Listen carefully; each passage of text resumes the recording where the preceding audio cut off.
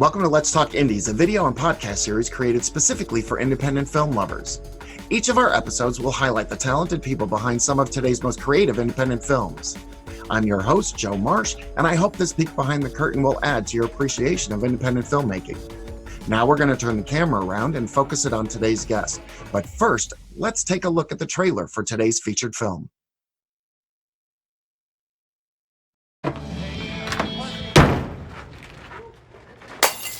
Looks like you did 5 tours with the Marine Corps. That's correct, ma'am. I thank you for your service. What do you think qualifies you to work at this establishment? Now let's talk about any limitations that you might have. I'm gonna have to start making some cuts starting next month. Here's $50. I'll get the rest of you next week. End of the month's in a week. 2 of my guys died yesterday. I wasn't there to protect them because I'm here. I wouldn't just take you in. I want you here. Project? Your way of making me feel like you're still important?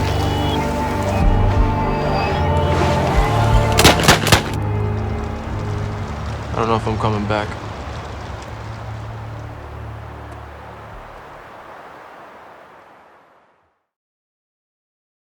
Today, my guest is Geoff, an award-winning film director with an armload of films under his belt, and he's the director of the award-winning independent feature Fray, which we're going to talk about today.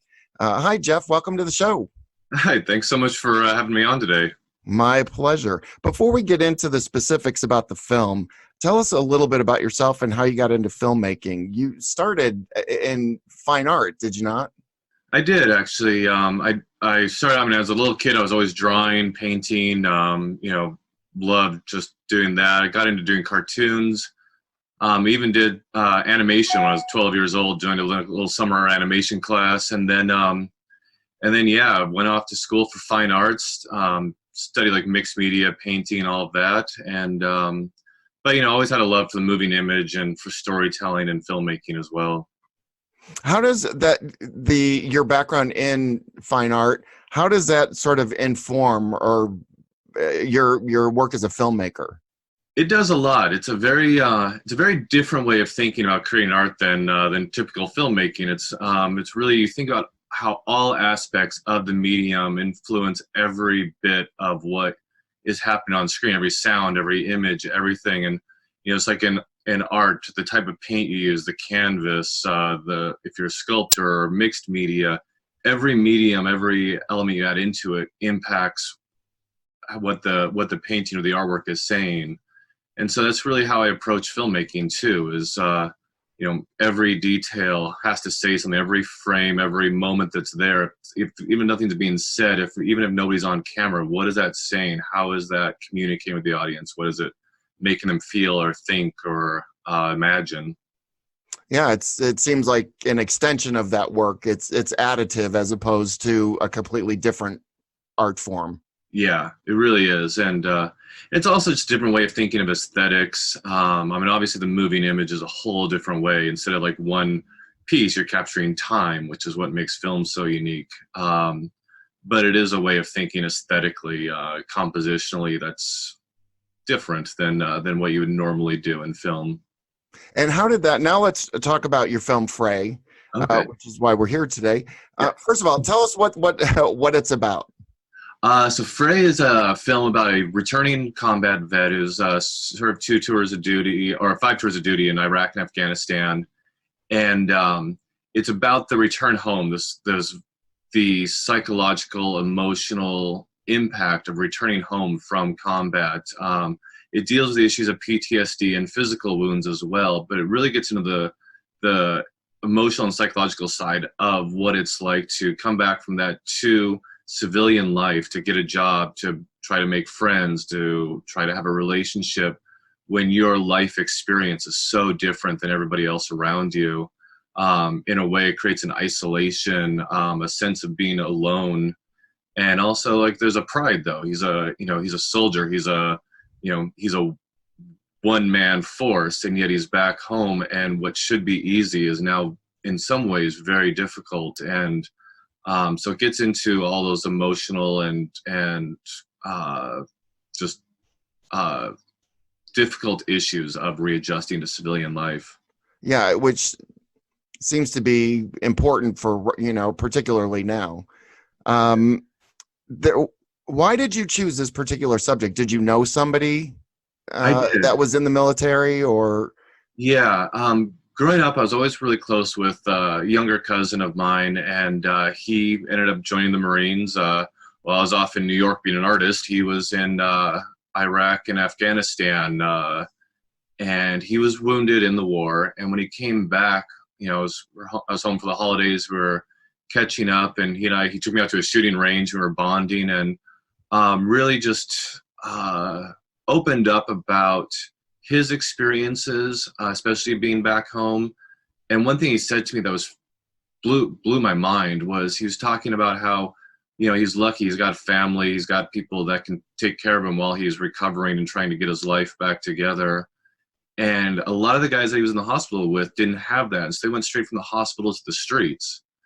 And I was like, well, don't we take care of you guys? He's like, well, there's a lot of bureaucracy at the VA, and like disability payments and all that sort of stuff get delayed. Sometimes people are underpaid, and they don't have any other options. And my mind was blown by that. And so I spent about 2 years on and off getting to know a lot of young returning vets, spending time with them, sometimes a couple hours, a couple days, weeks, and just walking with them, hearing their stories, and trying to really understand it. So when I did tell their story, I did it sincerely and realistically.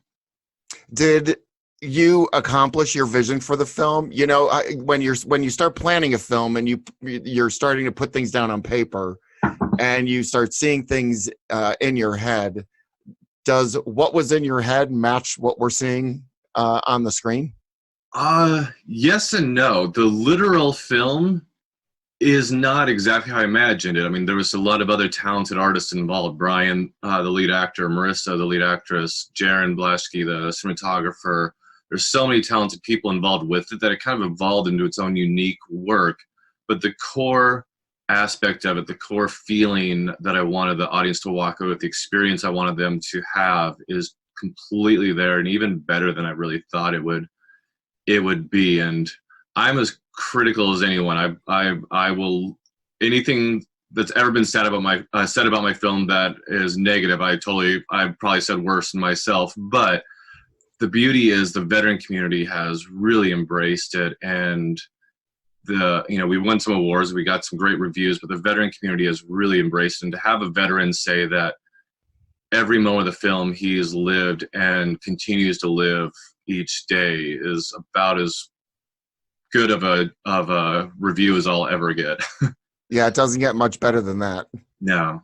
What was the people that are watching this video have already seen the trailer on this. For those of you on podcast, I recommend you track down the trailer and watch it, and watch the film, actually, the whole film.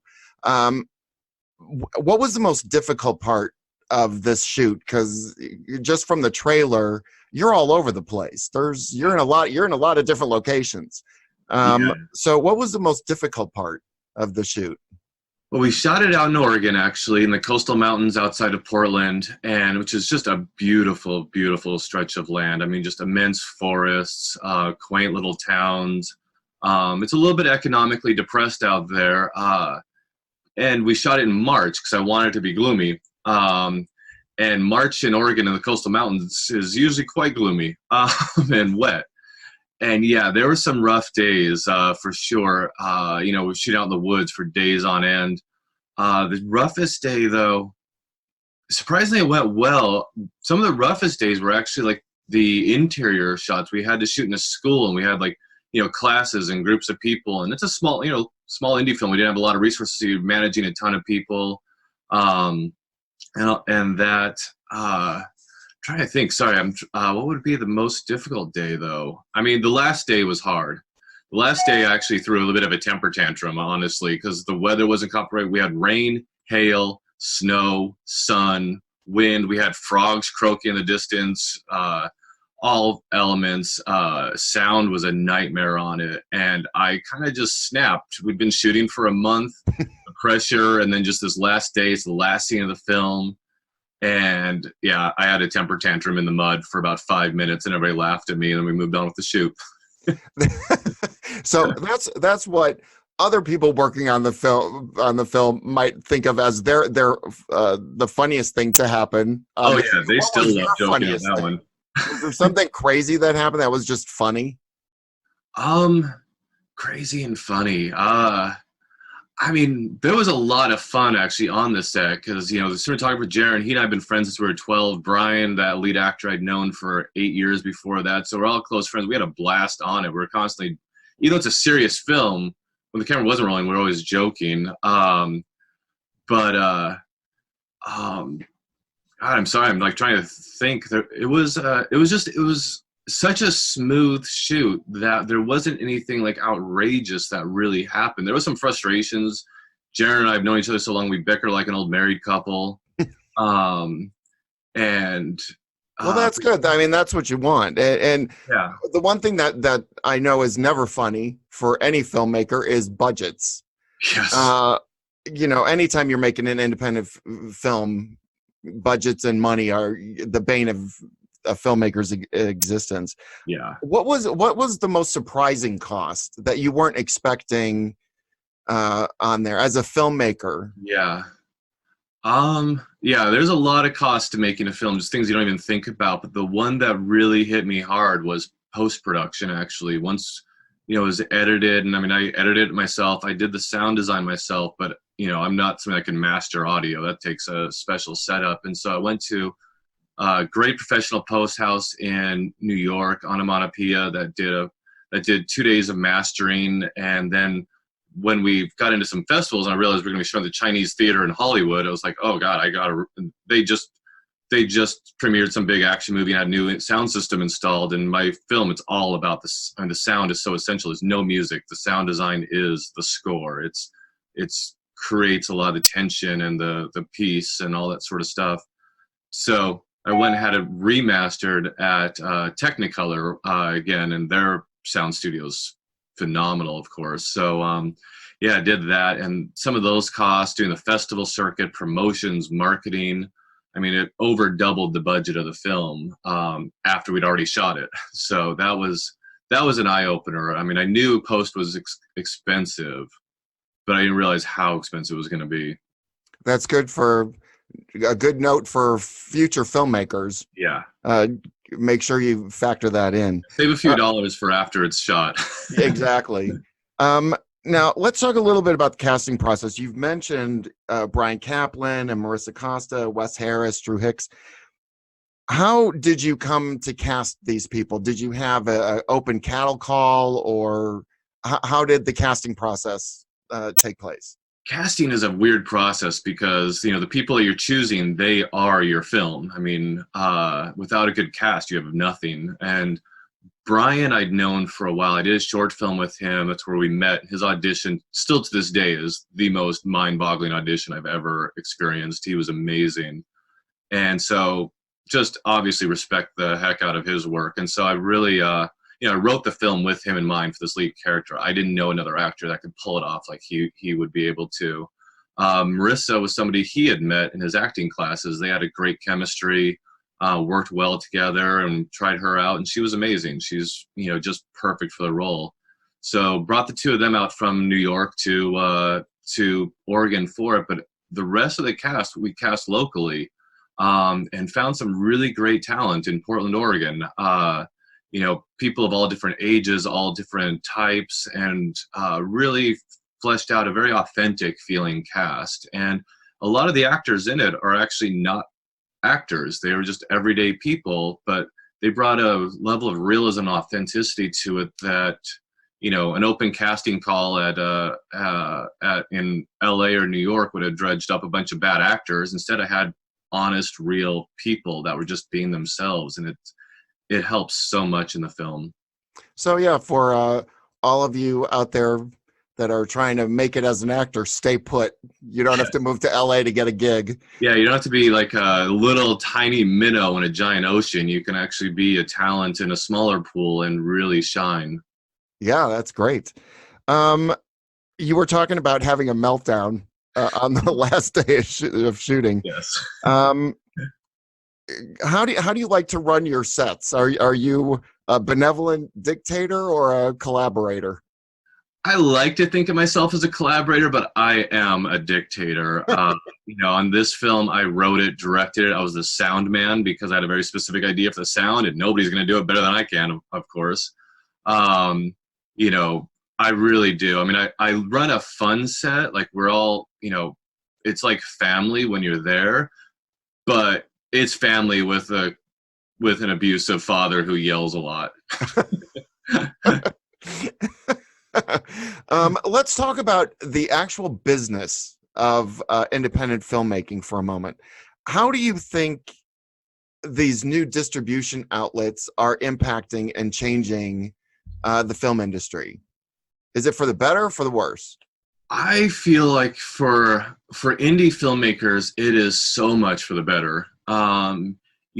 It's as much as we all love the idea of like the big theatrical runs and, having your movie in stores, being able to buy it on a shelf and see that the streaming platforms have opened up so many opportunities. And the biggest one is that in the old model, a film like Fray, a smaller indie film without any big names in it, that would have, if it even made it to a theater or a Blockbuster rental store or something like that, it would have barely lasted a couple days. It would have, been on the shelf for a week and then been thrown in the bargain bin to sell for 99 cents so they could recoup some costs, and would have, been forgotten about. Whereas online, we're on Amazon, iTunes, Vudu, Tubi, all these Indie Rights owned free streaming site. And it took, when it first came out, people, we got a good response, great reviews, people liked it.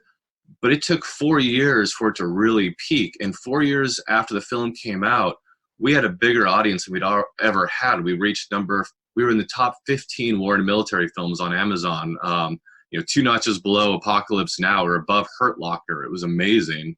In the UK, we reached number 2 under Indie Art House. We were right below Reservoir Dogs for a while, but that was 4 years in. And it continued to have a life because of online streaming. People continue to watch it regularly every day. And I'm still getting letters and emails from people, emails and social media messages from people, thanking me for the film, telling me what it meant to them. And, that would have never happened in the old distribution model. It would have been forgotten about 5 years ago.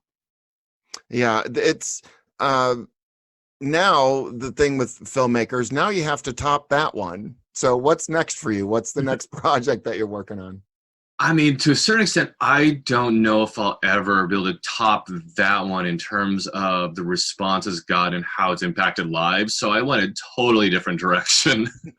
I wanted to make something just fun now. And so this one, it's a really bizarre vampire film that is modeled after like Westerns, but takes place in a modern day casino town in Las Vegas. And it is wild. It's like Natural Born Killers meets Leaving Las Vegas, but with vampires. So, well, it sounds great, and everybody, check out Fray first while it's out there, while it's available. That is all the time we have for today. Unfortunately, I'd like to thank my guest, director Geoff Ryan, for being here today. Thanks, Geoff. Thank you so much for having me on. It was great to be able to talk about the film and be on the show. You're very welcome. To see Geoff's latest film, Fray, check out Indie Rights' free movie channel on Roku, or you can go to Indie Rights' YouTube channel and check it out. It really is a great film, and everyone should watch this.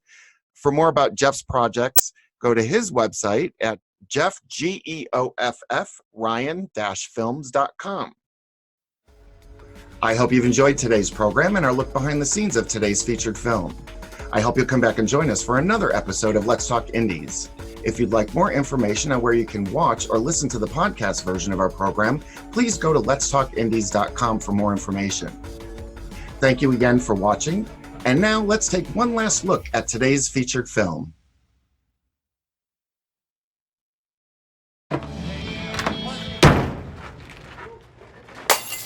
Looks like you did 5 tours with the Marine Corps. That's correct, ma'am. I thank you for your service. What do you think qualifies you to work at this establishment? Now, let's talk about any limitations that you might have. I'm gonna have to start making some cuts starting next month. Here's $50. I'll get the rest of you next week. End of the month's in a week. 2 of my guys died yesterday. I wasn't there to protect them because I'm here. I wouldn't just take you in. I want you here. Your project? Your way of making me feel like you're still important?